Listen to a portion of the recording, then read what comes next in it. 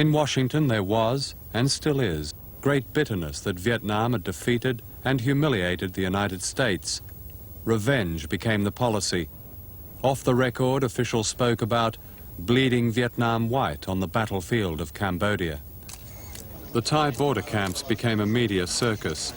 In 1980, State Department sources revealed plans for an international propaganda campaign spreading atrocity stories about Vietnamese behavior in Cambodia. This drew attention away from the Khmer Rouge, which the United States was secretly backing. Prime Minister Thatcher supported American and Chinese policy and visited the Cambodian refugee camps just over the border in Thailand, where British SAS troops trained Cambodian guerrillas allied with the Khmer Rouge. Mrs. Thatcher did not see any of the camps where the United Nations Border Relief Operation allows the Khmer Rouge to hold 45,000 people hostage. Everyone having suffered under Pol Pot, and you know, we saw some of the terrible pictures and accounts of the atrocities at home, and I think we were all perturbed that we couldn't do something about it, and the United Nations couldn't do anything about it. In fact, Mrs. Thatcher's government warned off relief organizations from flying aid directly into Cambodia in 1979. We were told consistently through 1979 and 1980 that our supplies wouldn't get through, that they wouldn't be distributed effectively. Our government had no first-hand evidence of this. Ultimately, of course, we were vindicated.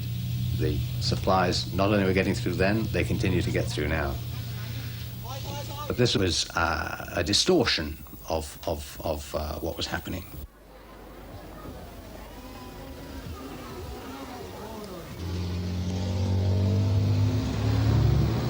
In 1980, we filmed this food convoy going to a Khmer Rouge camp.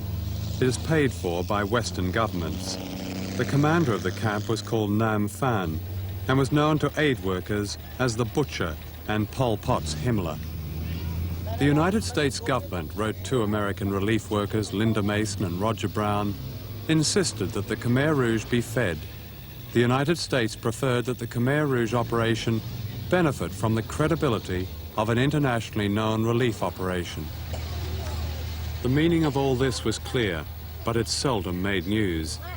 A revitalized Khmer Rouge was to continue America's war against Vietnam by other means, and a generation of Vietnamese suffering and struggle was to be discredited.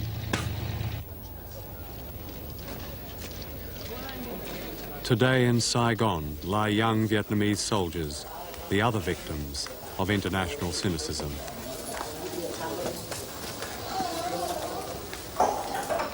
Now, this soldier here, I think he was also wounded in Cambodia. How many years has he been injured like this? In